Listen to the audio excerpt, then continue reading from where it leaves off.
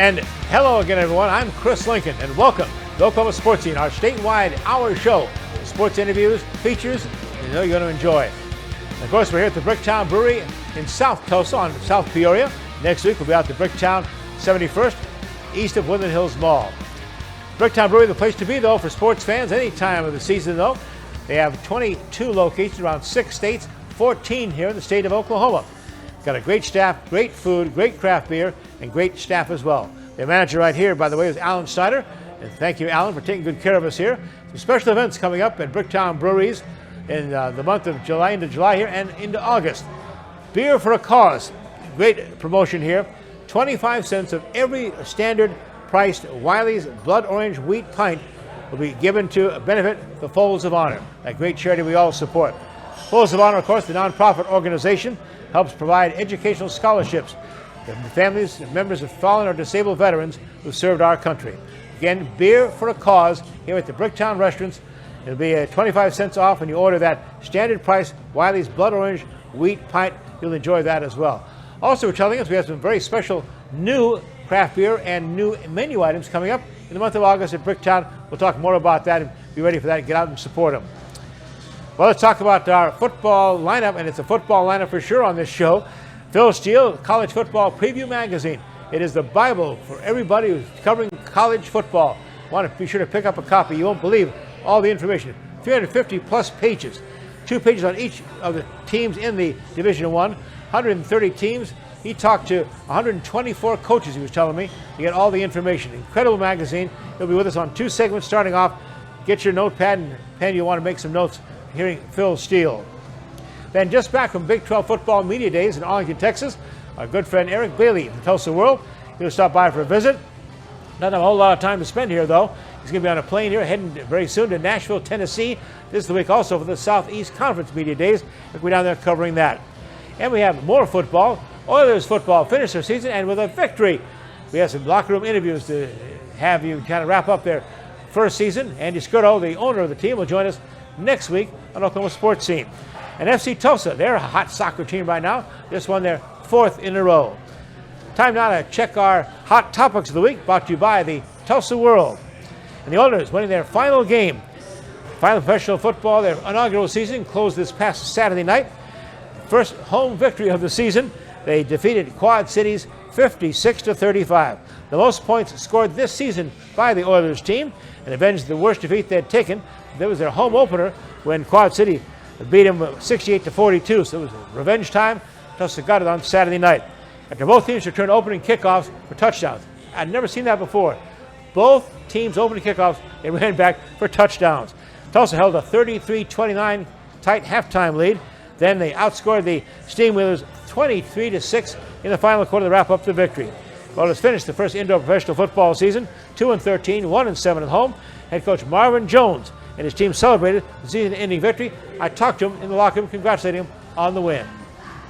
Well, W is a W. I mean, it was huge because, I mean, it's a team that beat us handily in the first game, and our first home opener was against them, and we won the last game. So it was very fitting. The guys went out, they showed hard. I mean, we've been close, but, you know, to finally get what I think was better late than never.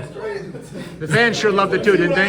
Yes, sir. I mean, they've been there all year. I mean, they are #1 fans. We support them. Get them jerseys. Again, Andy Scurto, the owner of the team, will be with us next week on Oklahoma Sportscene. Perhaps even Coach Jones might stop by as well. FC Tulsa's on a big win streak right now. They just won their 4th match in a row, taking extra time 3-2 victory over the Hartford Athletic team. And this past Saturday night at One Oak Field, tied at 2-2 in the 90-minute plus. It was Colin Fernandez, 5 minutes into extra time, who put a beautiful ball into the box. And Philip Goodrum has been really red hot scoring goals for Tulsa. Put it in the back of the net for the 3-2 victory and getting Tulsa 3 more points. That now raises the Tulsa standings, United Soccer League, up to 7th place, 6 wins, 7 losses, and 7 draws for 25 points. Tulsa wraps up its 3-match home series right now at One Oak Field. It's coming Friday the 21st, hosting Rio Grande Valley Toros FC. That's at 8 p.m. Tulsa Drillers just finished a brief stand at Midland, Texas. Lost 2 of the 3 there. Did have a shutout, 9-hit shutout on the Saturday night. They now are in Northwest Arkansas for 6 games, 18th to the 23rd. Drillers are back at One Oak Field to start a 6-game homestand with the Springfield Cardinals. That's coming up on the 25th through the 30th of this month. MLB All-Star break, of course, took place last week, the 93rd All-Star game, with the National League finally breaking a 9-game losing streak. They beat the American squad 3-2. 5 former Tulsa Drillers were on the All-Star rosters. Will Smith for the Dodgers, Nolan Arenado, St. Louis Cardinals, Clayton Kershaw, Dodgers pitcher, Corey Seager with the Texas Rangers, Josiah Gray with the Washington Nationals, and Jordan Romano, former ORU player, with the Toronto Blue Jays. Wimbledon Championships, a stunner, 20-year-old Carlos Alcaraz from Spain dethroned Novak Djokovic. They bid to become just the 3rd man to open in the open era for 5 consecutive Wimbledon titles and going for his 24th Grand Slam. And Alcaraz won $2.4 million in a 5-set, 5-hour thriller.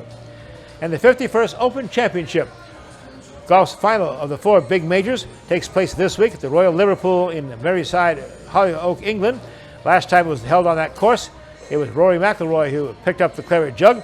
The purse record $16.5 million, $3 million to the winner. That's the Open Championship in England this week. We come back. Phil Steele's 23rd College Football Preview Magazine is on the stands. He's here on Oklahoma Sportscene to give you the complete preview of the college football season ahead. There are 3 things you need to know about Bricktown Brewery. We never stop obsessing over the quality of our fresh, made-from-scratch food. From pizza and burgers to salad and seafood, there's something for everyone. Our beer selection is second to none. Between handcrafted Bricktown beers and local craft favorites, you're sure to find one you'll love. We can't wait to serve you. Great food, local beer, and truly friendly service. Bricktown Brewery, we love what we do, and it shows.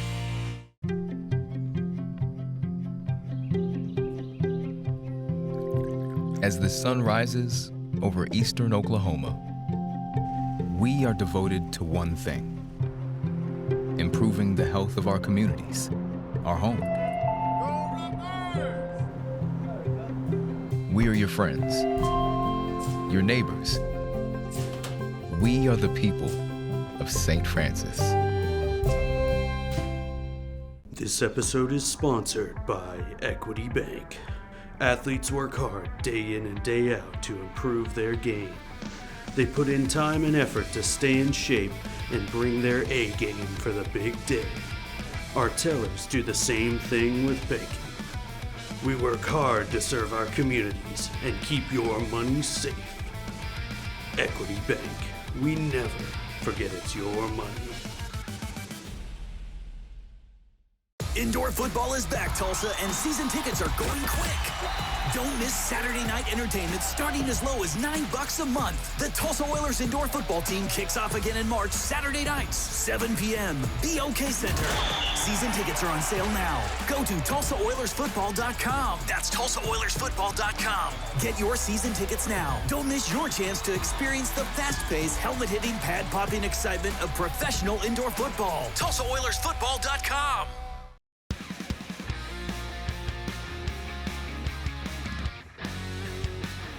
Say, you know, the college football season is getting near when the preview magazines hit the stands.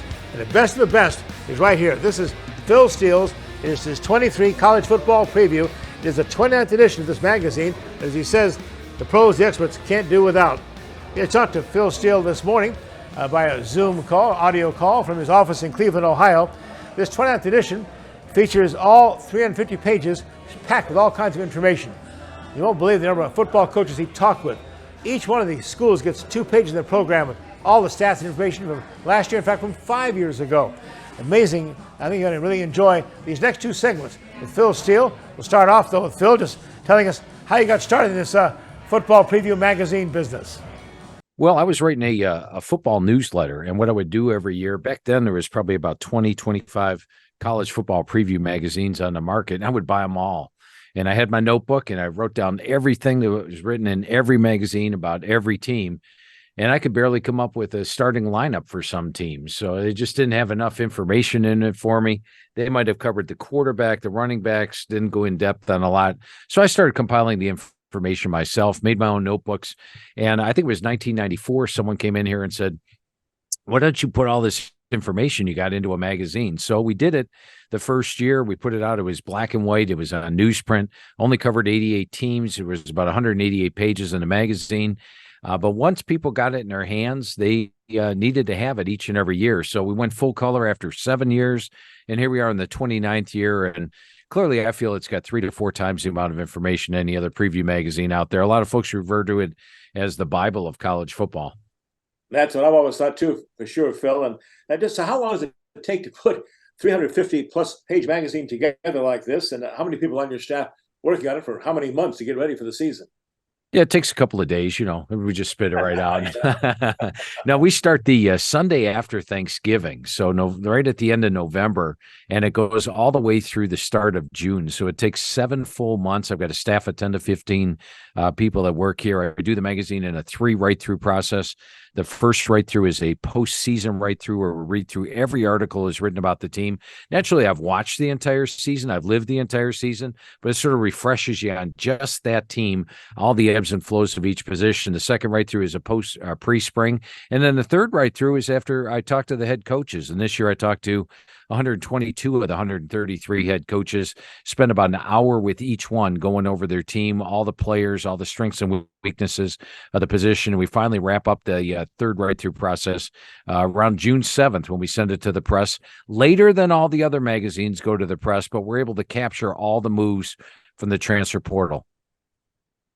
Okay, so what are some of the features in this 2023 Phil Steele College Football Preview Magazine?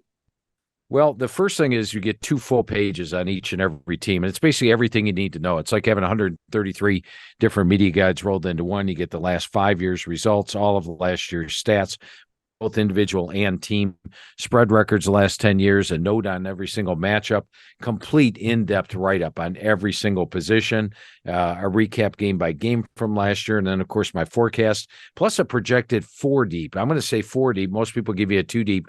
We not only give you the player's name and his height and weight, but we tell you a little bit about where he came out of high school, what he's done so far in college. So really, it's like getting a little bio on every player on the team. We also have things like turnovers equals turnaround, a lot of metric articles like close wins, close losses, the stock market report.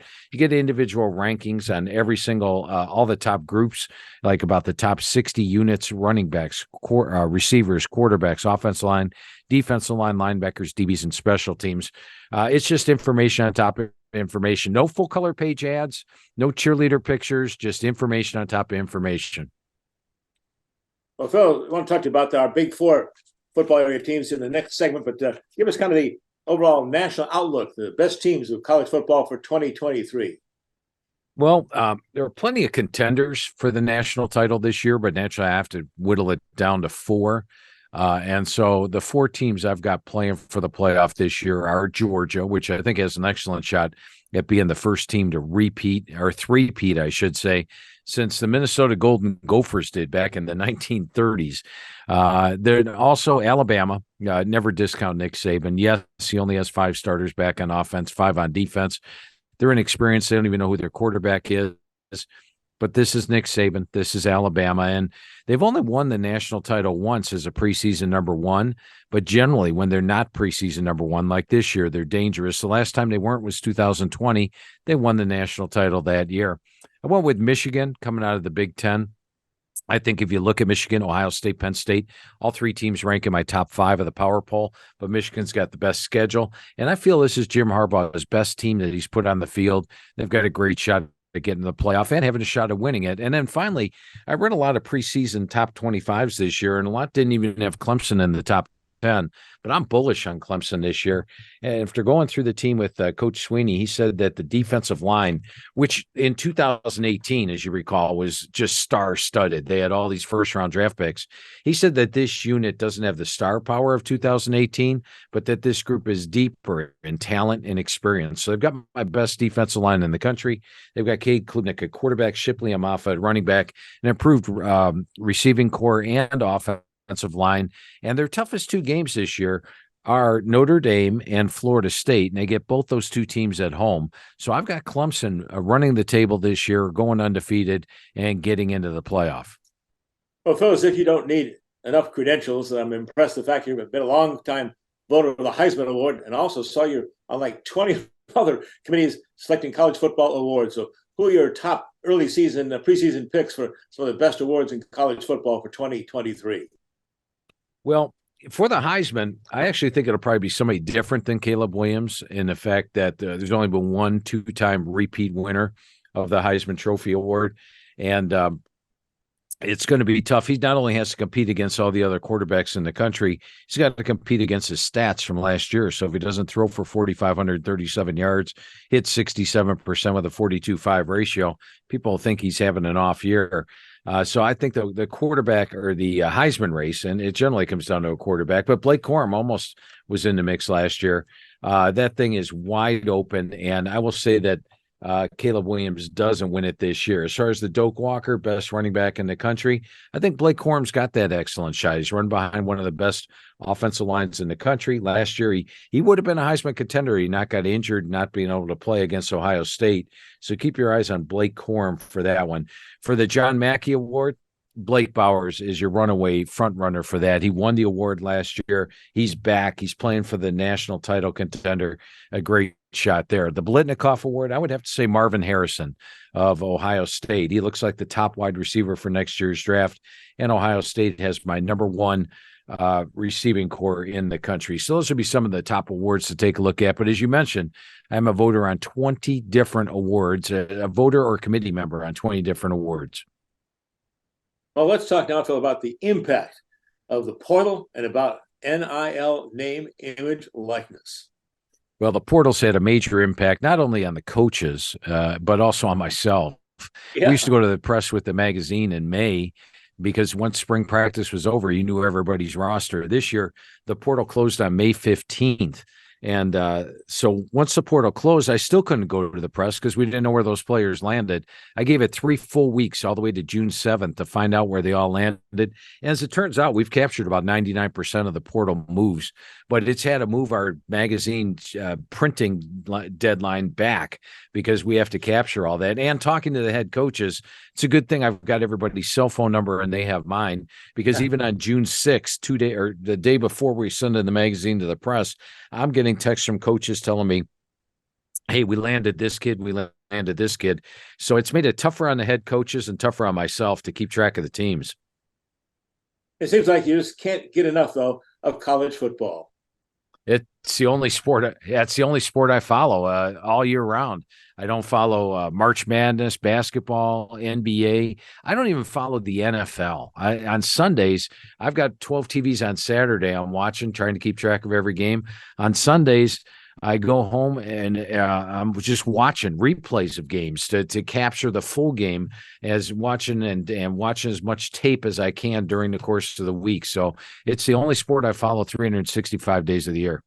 Well, that's why you do it better than anybody else, Phil. We're going to come back with more with Phil Steele in a moment with this College Football Preview Magazine.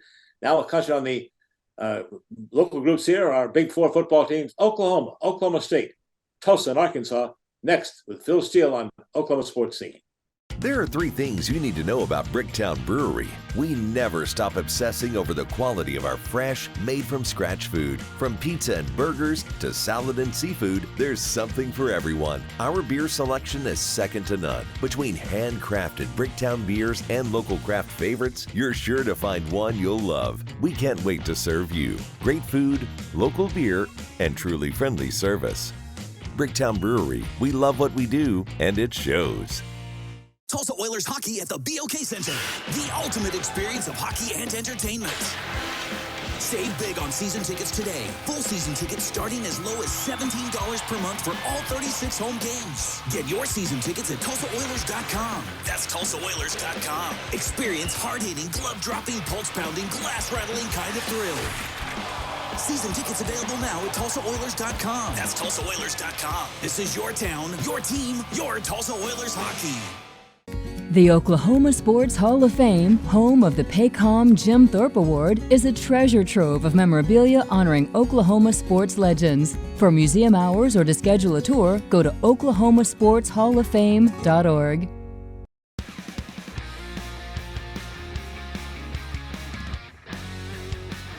All right, Phil, back on Oklahoma Sports Scene. I have to ask you about, I noticed, coming off a losing season, the first one the Sooners have had in 25 years, 6-7, but you have Oklahoma on your most improved teams list. Why? Yeah, not only number 2 on my most improved list, but also number 8 on my surprise team list, which is I consider them a national title contender. And I got to tell you, going over the team with Coach Vennables like I did, he was very unhappy with the defense last year nationally. 461 yards per game, 30 points per game. I don't think he's ever seen that in his entire career. Now, he had a main focus of improving that defense, and I believe he has. You look at all the transfers he brought in, like a Jacob Lacey from Notre Dame, a Rondell Boythroyd coming in from Wake Forest, Reggie Pearson from Texas Tech, Dason McCullough from Indiana, brought in a lot of quality players. And as you know, Venables runs a complex defense. I think he threw a lot of the defense at the team last year. It took a while to adapt. This year, they're in the second year of the system with the added talent, with 6 returning starters. I look for a much improved D. And a couple of those games they lost big last year was when Dylan Gabriel was out. As you remember, there was one game they were even running Wildcat quarterback with the backup QB. This year's backup quarterback is Jackson Arnold, my number 5 rated QB out of high school. This is a team that's loaded at the receiving core. They have my number 7 offensive line in the country. I think they'll be explosive. And then factor in the schedule this year. You know, in Vegas right now, they are a favorite in 11 of their 12 games. The only game in Vegas right now they're an underdog is the Texas game in Dallas. So I think this team's very capable of not only getting back to double-digit wins, but getting to the Big Ten title game and being a legitimate national title contender. Should be a much better year for Brent Vennables in year 2, maybe like it was for Bob Stoops in year 2. Yeah, that was a pretty good result, national championship in his second season. A lot of people pointing that to Brent Venables as well, reminding him of that. All right, let's go over to Stillwater now, Oklahoma State University. And your take on the Cowboys is Mike Gundy, the dean of Big 12 coaches, starts his 18th season at OSU. Yeah, and this team is way under the radar heading into the year. Remember, last year at one point, they were 6-1 and number 9 in the country, and then the season sort of fell apart down the stretch. They lose their quarterback, so a lot of folks are discounting them, and they're not overwhelming on my experience chart, number 115. But the Big 12 schedule maker sure did them a lot of favors this year. When you look at Oklahoma State, they don't have to play Texas, TCU, or Baylor, and they get the majority of their toughest games at home. I think Alan Bowman steps into the quarterback position and does well this year. They have got a good receiving core with Presley and Stribling. The offensive line looks good, and defensively, they're going to be better. Last year, they were very inexperienced. They're more experienced on the defensive side of the ball. Then when you look at that schedule, I talked about the teams they avoid. They only have 4 Big 12 road games. They're against Iowa State, West Virginia, UCF, and Houston, most of them towards the bottom of the Big 12. And so I think when you look at the talent in the schedule, Oklahoma State, with that veteran coach and Mike Gundy, is actually 50-1 to win the Big 12. I'm going to put a couple shekels down there on Oklahoma State at 50-1 odds, because I got to think their odds are better than that for them to get there.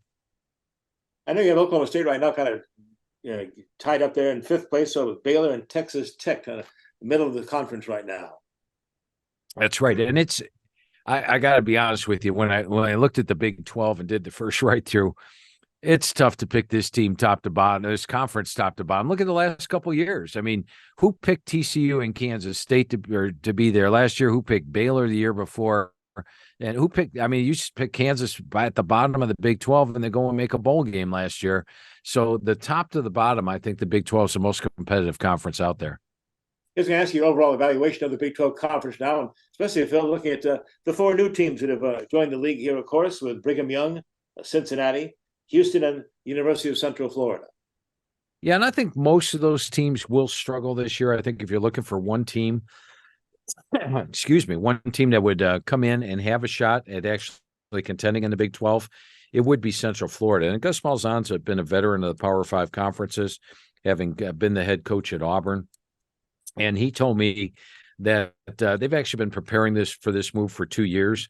They've got 15 returning starters coming back, and they may have been the best team in the American Conference last year. They beat Cincinnati, and they even beat Tulane on the road during the regular season. John Rice Plumlee got banged up at the end of the year last year and wasn't available for that big American Conference championship game. Now they've got Timmy McClain, who comes in from South Florida to back them up. So I do like the talent they have accumulated here. I think if there's teams from the bottom or middle part of the Big 12 to move up, Oklahoma State and UCF would probably be my favorites in that respect. You have Texas ranked number one, as most do in the preseason for the Big 12. Are the Longhorns finally ready to live up to those expectations? Yeah, and it's actually the first time they've been picked number one in the Big 12 preseason media poll since 2009, which I find it hard to believe because it seems like every year you hear, is Texas back? Is Texas back? And so it's actually been a long time since they've been picked number one, but I was trying to pick against them. You know, I look at their schedule. Unlike Oklahoma State, the Big 12 schedule maker didn't do them any favors. Of the top 6 teams in the Big 12, they're the only one that has to play each of the other 5 teams. So a brutal schedule. But if you look at my power rankings for the positions in the front of the magazine, all 8 of the units rank in the top units. All of them rank in the top 25. They're complete on offense, defense, special teams. This is the most talented team in the Big 12. Now, they're going to get everybody's best shot. They play the toughest schedule of the Big 12, but Texas was my pick to win the Big 12 this year. But I'm not going to say they're back until they're competing for the national title 2 or 3 straight years in a row. Talking to Phil Steele, the guru of college football, and his outstanding preseason magazine, Bible for all of us that follow college football. Phil, you've projected Texas, Oklahoma for a Big 12 championship game. 2 teams that are leaving to go to the Southeast Conference next year. Yeah, and it's interesting. I think the Big 12 is well prepared to overcome those 2 losses, but I think they are the 2 most talented teams, and I think they're going to get there despite everybody giving them their best shot on their farewell tour. And frankly, I can't wait to see how these teams get into the SEC next year and how they fare.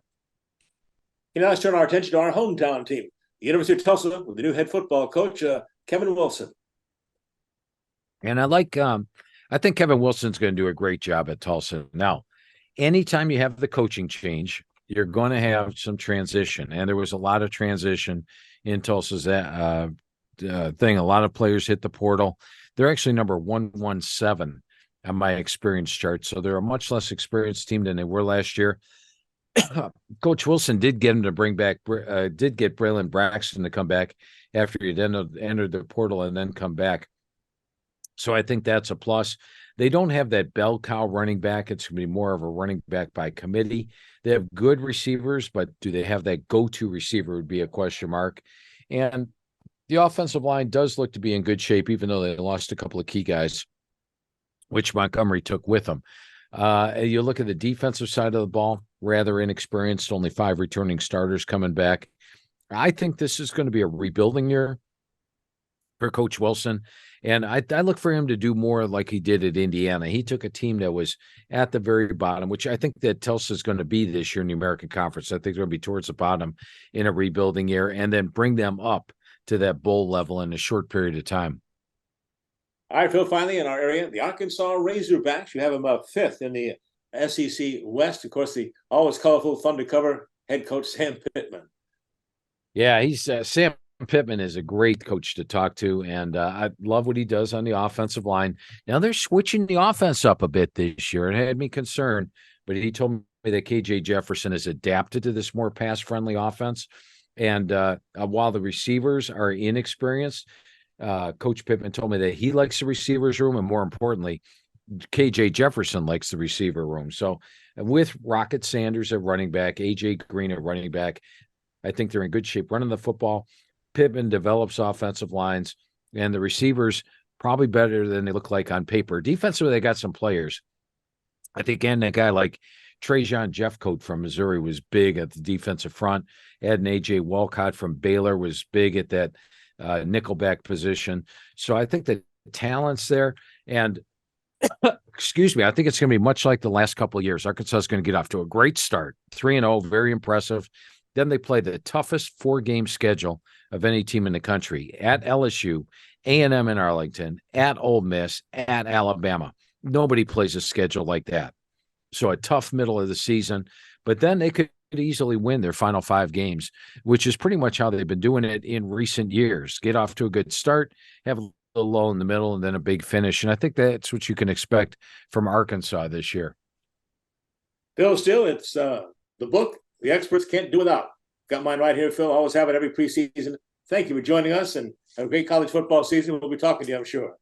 Hey, a lot of fun talking football with you today. I appreciate you having me on. All right, we're back with more Oklahoma Sports Scene right after the break.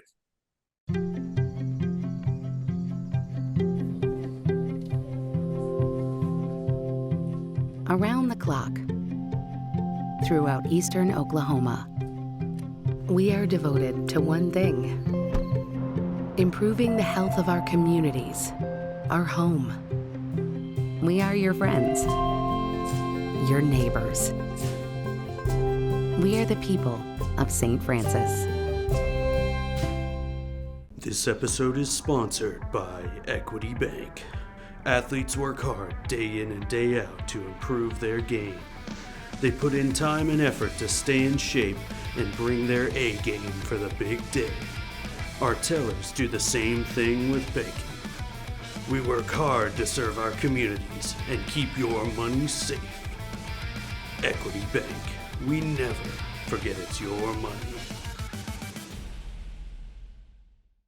The Oklahoma Sports Hall of Fame, home of the Paycom Jim Thorpe Award, is a treasure trove of memorabilia honoring Oklahoma sports legends. For museum hours or to schedule a tour, go to oklahomasportshalloffame.org. There are 3 things you need to know about Bricktown Brewery. We never stop obsessing over the quality of our fresh, made-from-scratch food. From pizza and burgers to salad and seafood, there's something for everyone. Our beer selection is second to none. Between handcrafted Bricktown beers and local craft favorites, you're sure to find one you'll love. We can't wait to serve you. Great food, local beer, and truly friendly service. Bricktown Brewery, we love what we do, and it shows.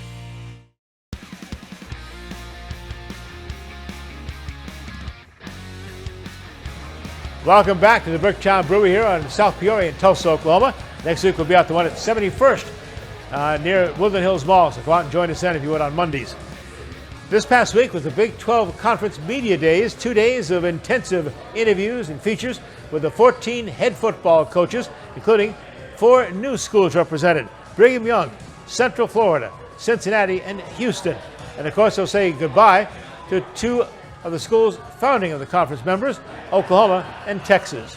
The commissioner, Brent Yoarmark, talked about where the Big 12 fits in to the Power 5 conference lineup now. I'm not really competing with the other Power 5 conferences. You know, I want the Big 12 to be the best version of ourselves. And if we can do that, we're in a great place. So it's not about ranking us within the Power 5. But I can tell you this: there's been no better time to be a part of the Big 12 than right now. And this thing is going to grow. It's going to move forward in a positive way. And I'm really excited about our future.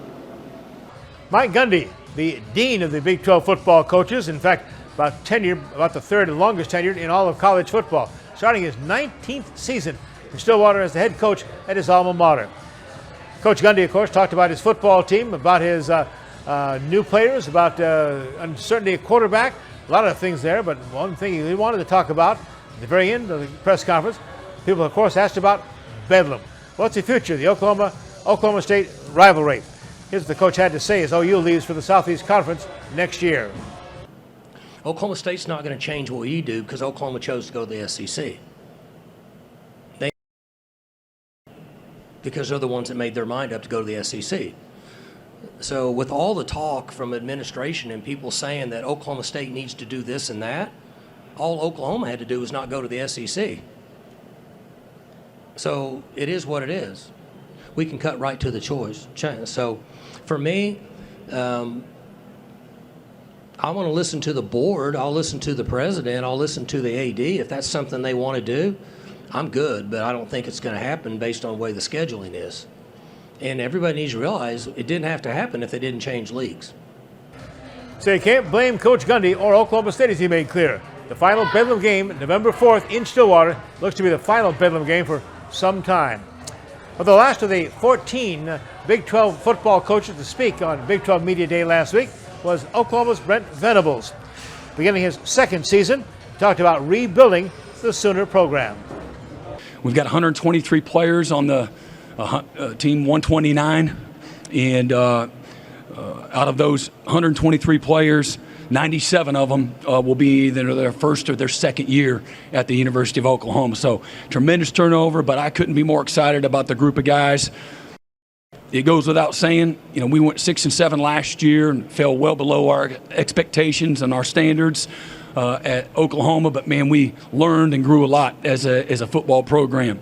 And in 5 of the 7 losses, it goes down to the last, minute, 2 minutes of the game in the fourth quarter with a chance to win. And so we've looked long and hard in the off season since January of what we need to do to become a more efficient football team. And we've looked at every single part of our program, how we can improve and get better. Nothing ever stays the same. And so we spent a lot of the off season practicing, film review, programmatically, coaching, all the things that you go into a season at where we can get better. So for just the 4th time in the last 13 years, Oklahoma is not the preseason favorite to win the Big 12 Conference. They're second behind Texas. The Sooners received 4 first-place votes, 758 total points. The conference inception 1996, Oklahoma has won 14 of the league's 27 championships. No other school has won more than 3. The Sooners' 50 all-time conference championships dating back to Big 6, Big 7, Big 8 is the all-time record in all of college football. Oklahoma, of course, opens their 2023 football season in Norman, September 2nd. They host Arkansas State at 11 a.m.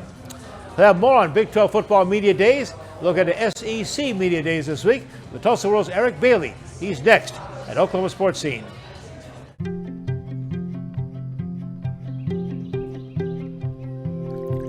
As the sun rises over eastern Oklahoma, we are devoted to one thing: improving the health of our communities, our home. We are your friends, your neighbors. We are the people of St. Francis. Tulsa Oilers hockey at the BOK Center. The ultimate experience of hockey and entertainment. Save big on season tickets today. Full season tickets starting as low as $17 per month for all 36 home games. Get your season tickets at TulsaOilers.com. That's TulsaOilers.com. Experience hard-hitting, glove-dropping, pulse-pounding, glass-rattling kind of thrill.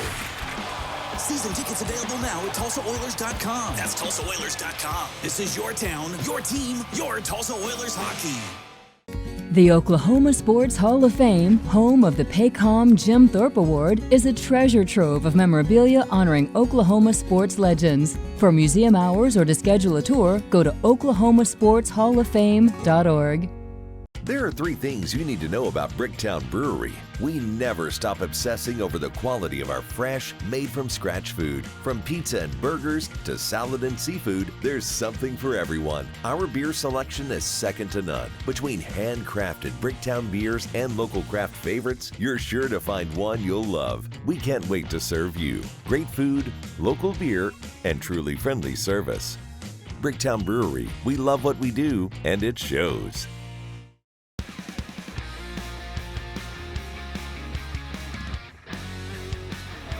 Welcome back to Oklahoma Sportscene at the Bricktown Brewery on Brookside. Our good friend Eric Bailey, the Tulsa World, has joined us. The whirlwind activity after just getting back from Big 12 Media Days in Arlington, Texas, on his way to heading to Nashville, Tennessee for SEC Media Days. And truly, Eric, it is football time, isn't it? My family barely knows me. I come in for the weekend, Dallas, and now I'm in Nashville tomorrow. So busy time of year. And working at a softball game for your daughter, right? Yeah, softball with my daughter. Life never ends. I love that. All right, let's talk about Big 12 Media Days down at Arlington, Texas, at Jerry's World there. 2 days, meeting with 14 head coaches and probably close to 50 some players represented. What were some of your impressions from the Media Days? Just impressed with how they compact everything in so fast. And it was really neat seeing the 4 new schools, right? BYU, Houston, UCF, and who am I leaving out? Cincinnati, yep. That's right. It was really neat seeing the 4 new schools. And, for those 4 new schools, they were excited, genuinely excited to be a part of this.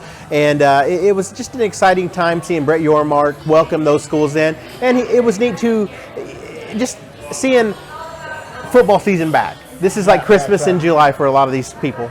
So what coaches, what players were you most impressed with the Big 12 Media Days? Oklahoma and Texas, they're always going to be the stars. Yeah. That's what it was again this year. You saw I got a chance to talk to Steve Sarkisian off to the side a little one-on-one with him, and you can tell he's really excited about embracing the favorite role. Got to talk to Brent at the end of the whole session. We spent a couple of minutes just talking, nothing on the record, just candid. And he's excited about his program too. He really is excited to get going. A lot of new faces. This is his program. He's the majority of this team are his recruits, his players. He's excited to get going forward too. You had Phil Steele on earlier from that great college football preview magazine. He is truly the Bible of the industry here, and he really was kind of bullish on Oklahoma, put him as one of the most improved teams, and had him picked to be in the Big 12 championship game against Texas. What a way to go out that would be for this league. And I think that's the key for both these schools. They were charter members of the Big 12. I think they want to go out the right way too. This is their final year in the Big 12. That was the goal for both the programs. They want to leave the Big 12 Conference in Arlington in the first weekend of July playing in that championship game. That's what both the coaches said last week at Big 12 Media Days. Boy, that would not make things go happy for the Big 12 conference executives, for sure. Exactly, and I think that's the key. It was funny, Chris, this week when you looked at it, they had Oklahoma and Texas going 2 separate days. Texas went on Wednesday, Oklahoma went on Thursday. And during the breakout session, they had 7 tables set up with coaches and players for each school. Yeah. The overwhelming amount of reporters at the 7 tables were surrounding Oklahoma and Texas. You'd look at Oklahoma, there'd be 30 reporters and maybe 15 cameras, but then you'd walk down that lane or down the row, 5 reporters, 1 camera, 4 reporters, 1 camera. You just see the overwhelming attention given to Oklahoma and Texas during these media days. What's that going to be like next year when those schools are gone? We'll take a look again at the Big 12 preseason media poll there that had Texas 1, Oklahoma 2, and got everything else in a scramble there. But after the Big 12 media days, does it change any of the order of any of the schools in your mind, the preseason? No, I think Texas is the overwhelming favorite. This is a year where I think those 2 schools have something to prove. For Texas, everything's set up for them to be a championship team. They really need to win a championship team. I saw something on social media today. It's been almost 5,000 days since they've won a Big 12 or a conference title. You think this is Texas. They're not used to not going that long without winning a conference title. For Oklahoma, this is a redemption year. It's been since 1998 since they've had a losing season. They really need to redeem themselves. Both those schools want to find some momentum going into the SEC. This is it. You got to talk about the shot that the Big 12 commissioner, Brent Yoarmark, took at OU, and even more so the Big 12 deputy commissioner. Some of his comments here. Let's start with Brent Yoarmark, who said, I don't think they've carried the conference in recruiting. They haven't been in our championship game for a couple of years. All of our teams have done a great job. That's not quite all facts say there. Well, you could tell he was getting a little perturbed early on in the Q&A session with reporters during his opening statement. Defensive. I guess that's the best report, because some of the first questions posed to him from reporters on the opening Q&A session were about Oklahoma and Texas. What's it going to be like when they leave? How are you going to replace Oklahoma and Texas? And by the 3rd time someone asked him that question, he was saying, hey, listen, we're more than 2 schools. And I think when the walk-off session came, when reporters followed him off the podium and had a little breakout scrum, the question started coming back to OU and Texas. And that's where this comment came. Oklahoma and Texas, they didn't make the conference championship game the last 2 years. I think he was becoming to defend the other schools, but it came out like, but look at what these schools have done for this conference over the years. Yeah. It's more than those 2 years. It's the body of work. OU quickly that may be 2 of the last 2 years, but 17 of the last 29 years, OU Texas have been involved in the championship game. I also talked about it will not be a big factor in recruiting. That's hard to imagine when you look at it. Oklahoma and Texas are always number 1 or 2 in recruiting polls. So. And you got to look at those other schools too. When the other 14 or the other 10 schools, the other 8 schools in the Big 12, when Oklahoma and Texas are recruiting against them, something that those other 8 schools probably do is they probably say, hey, you're going to play against Oklahoma and Texas on a yearly basis. They probably use OU and Texas in their recruiting ploys. They're not going to have that anymore, too. So that's something to factor in as well. I want to get your reaction to the deputy commissioner of the Big 12 also weighed in here, Tim Weiser. He was also former athletic director at Kansas State, and he didn't hold back. He said it's more of a money issue for Texas. I continue to maintain, he said, that the choice of Texas made wasn't a financial one, because we know Texas resources are plentiful. I think there's a lot more affiliated with the schools on a given Saturday. Texas would rather be getting beat by Alabama than they would Kansas State, rather get beat by Florida than they would Iowa State. As for the Sooners, once they're clear peer and the league was on the way out, why they felt it was a pressure to go on with Texas to keep the OU-Texas rivalry alive. Silliest comment of the week. I really think so. I just think that was more. I just can't believe sour grapes. I guess that's the best way to say that. I was just really shocked that he'd say that, because here's an administrator. I just think those are hurt feelings. Oklahoma and Texas made the right decision at a time where, you know, they rocked the boat on the college landscape. And remember, the day that this news came out, it created shockwaves. And of course it would, but I think it was the right move for Oklahoma, Texas to make this move. Hey, this is a move that's going to be celebrated. It's already being celebrated day one in SEC Media Days in Nashville, Tennessee today. ESPN has a great promo that came out today welcoming OU and Texas, saying 1 year from now, and they're blowing up OU and Texas coming to the SEC, excuse me. So it's already creating waves, and these are more sour grapes. And I think we're going to see that. Not just in last week, we're going to see it for a couple of months to come. Tim Weiser especially, this one comment he made, he said, I think Oklahoma, I would call them a reluctant bride. They kind of felt like, wow, if we don't go with Texas, what's going to happen to the Texas-OU football game? No, I don't think so. Oklahoma's a blue blood. Oklahoma's been around for years. Oklahoma's tasted success at the highest level. They're not a reluctant bride to anything. No, not at all. Your impressions of Oklahoma State, Mike Gundy, and of course Mike at the end of his little shot at Bedlam. Yeah, I think Mike, I applaud Mike because he's taking care of his program. He's looking after his team. That's his job. And I don't have any problem with what Mike Gundy said. He's just watching after his program. Oklahoma fans may kind of just shake their head a little bit, but no, I agree 100% with Mike Gundy because he's taking care of his own. And I think what he did was fair. And again, Phil Steele talking about Coach Gundy at Oklahoma State. He said, I saw in Vegas, he said, Oklahoma State's 50-1 to the title. He said, I'm putting some money on that. He said, I think they're going to be better than people think. He's a great coach. You can't take that away from him. 19 seasons now at Oklahoma State. He's the elder statesman of this league, that's for sure. And only 2 or 3 other coaches in the entire country with more tenure than he has at his alma mater. Mike Gundy, and ready for another big season there. We come back, we're going to talk more college football, and of course, going to look ahead with Eric to the SEC. Stay with us on Oklahoma Sports Scene. This episode is sponsored by Equity Bank. Athletes work hard day in and day out to improve their game. They put in time and effort to stay in shape and bring their A game for the big day. Our tellers do the same thing with banking. We work hard to serve our communities and keep your money safe. Equity Bank. We never forget it's your money. Tulsa Oilers hockey at the BOK Center. The ultimate experience of hockey and entertainment. Save big on season tickets today. Full season tickets starting as low as $17 per month for all 36 home games. Get your season tickets at TulsaOilers.com. That's TulsaOilers.com. Experience hard-hitting, glove-dropping, pulse-pounding, glass-rattling kind of thrill. Season tickets available now at TulsaOilers.com. That's TulsaOilers.com. This is your town, your team, your Tulsa Oilers hockey. There are 3 things you need to know about Bricktown Brewery. We never stop obsessing over the quality of our fresh, made-from-scratch food. From pizza and burgers to salad and seafood, there's something for everyone. Our beer selection is second to none. Between handcrafted Bricktown beers and local craft favorites, you're sure to find one you'll love. We can't wait to serve you. Great food, local beer, and truly friendly service. Bricktown Brewery, we love what we do, and it shows.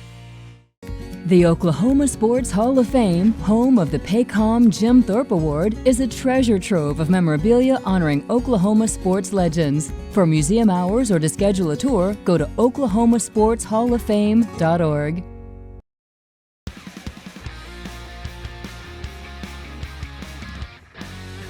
Bricktown Brewery, the place to be for sports fans. 22 locations and 14 here in the state of Oklahoma. They're also in 6 states around here, so get out and support Bricktown Brewery. They're certainly supporting us in local sports here.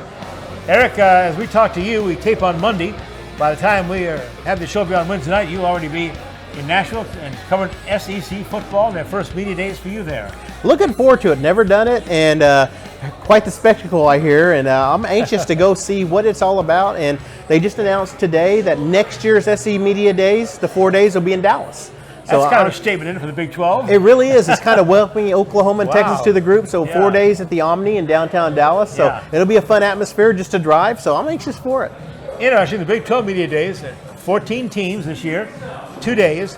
The SEC, 14 teams and 4 days, right? They break it up. Wow, It'll be 16 next year, so it'll be 4, 4, 4, 4. That's right, So it'll be a lot of fun, and it's going to be excitement and a lot of coaches, a lot of fans, and can't wait to see the spectacle, like I said. And just ESPN's already promoting OU Texas being in the league and stuff, and the SEC's really embracing it too, aren't they? They really are, and I think that's the key, and I think that's part of what Oklahoma fans will be excited about is that there's going to be build-up. It started today, and it's just going to build up all the way until next year when they actually join the league and become official members. The build-up's going to be huge starting today, what it's going to be like for next football season. Now, the 19th of this week, we'll have Arkansas on the podium after they'll be following Alabama. So there's a lot of reporters there. You'll be covering that, of course, and I'm sure you're anxious for Nick Saban. And, of course, Sam Pittman's always great to cover, the Arkansas coach. You know, and I'm anxious to talk to him. I'm going to try to get him and talk a little bit about him. I know Tulsa's fertile recruiting ground for Coach Pittman. You know, it's just an easy drive to Fayetteville as it is to Norman for these Tulsa recruits. And, you know, I had a story in today's Tulsa World about how come those schools haven't played each other. Since 1926, they've only played 3 times, Oklahoma and Arkansas, and they were all bowl games. And Joe Castiglione, I talked to him, he said there's been some times they almost played each other in the late in 2020, 2019, they almost played. Something fell through. So they're coming close, but hopefully SEC foes will see them more. Hopefully a rivalry can kind of build up between these schools. And the SEC, I'm sure, are looking at that on their schedule too, right? Exactly. I was kind of surprised they didn't play in this inaugural season, but I think we'll see something pretty soon. Hopefully, fingers are crossed. Again, looking back to our talk with Phil Steele earlier on the show, he talked about Arkansas. I think they'll go off to a great start. Likes the Razorbacks. Thinks they have much talent in the key positions, quarterback, running backs. But he pointed out murderer's row schedule in the middle, right? Look at this. You think at LSU, you got A&M, you're at Mississippi, you're at Alabama. How'd you like to be a coach scheduling the game plan for those games? Okay, yeah, we got through LSU. Now we got to play A&M. Okay, now we got Mississippi next week. Oh, by the way, let's go to Tuscaloosa. I mean, you're just trying to get through the games healthy, let alone make it to the next week. True. Freshman KJ Jefferson had a heck of a season for the Hogs last year, and their running back, Raheem Rocket Sanders, going to love that name. Well, that's a 1,000-yard rusher right there. The name alone gets you 1,000 yards, doesn't it? And let's talk about, I know you're also going to interview Josh Heupel, the former, obviously, Oklahoma national championship quarterback, and now the head coach at Tennessee. He's done a great job down there. But the big news, and I'm sure now that it's in Nashville, the SEC, the Tennessee probation, the NCAA, your thoughts on that? You know, I really, for this current team's sake, I'm glad there wasn't a bowl ban, because a lot of times you're penalized for things that other coaches and other players had done. I'm sorry, excuse me. And for Oklahoma or for Tennessee's sake, I'm really glad that bowl ban wasn't given to this part of this thing.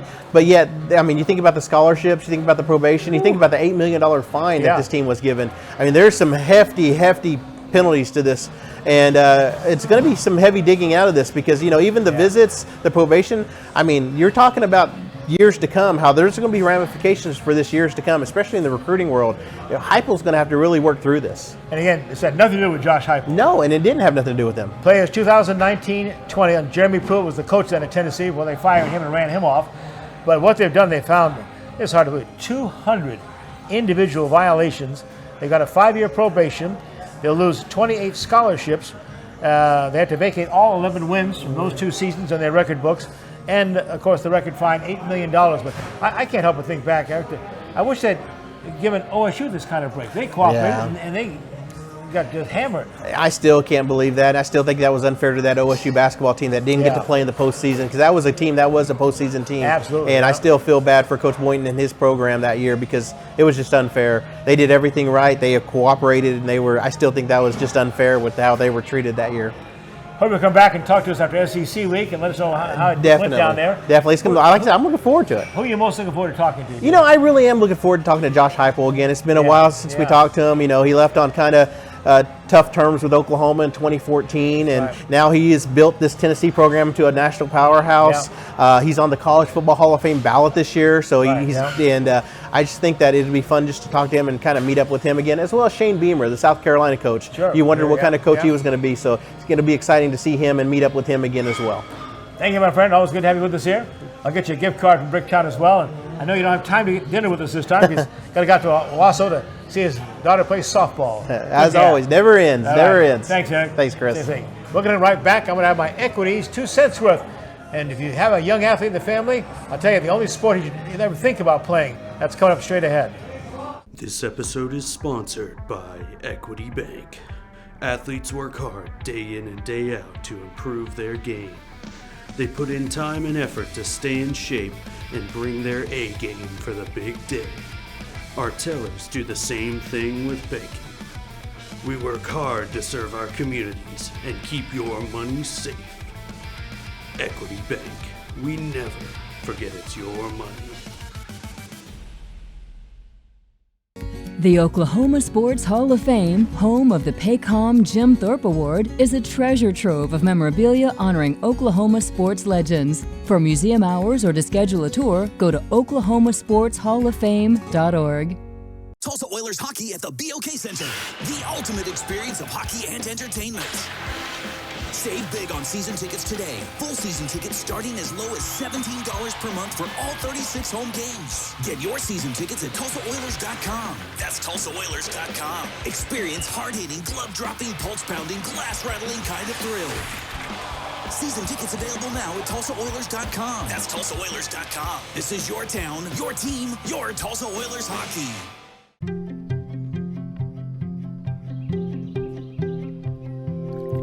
As the sun rises over eastern Oklahoma, we are devoted to one thing: improving the health of our communities, our home. We are your friends, your neighbors. We are the people of St. Francis.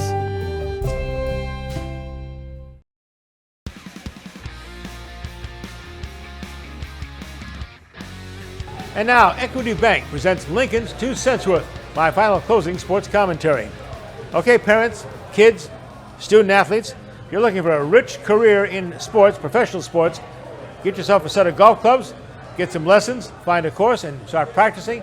If you've been following the incredible amounts of money all of a sudden in professional golf, this week's British Open Championships, the purse raised to $16.5 million. The winner gets a check of $3 million. The Masters this year went up to $18 million.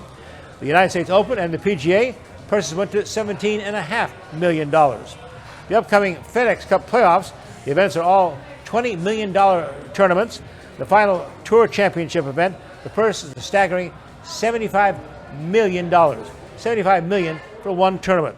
In all, this year's 38 PGA events have total prize money of nearly $460 million.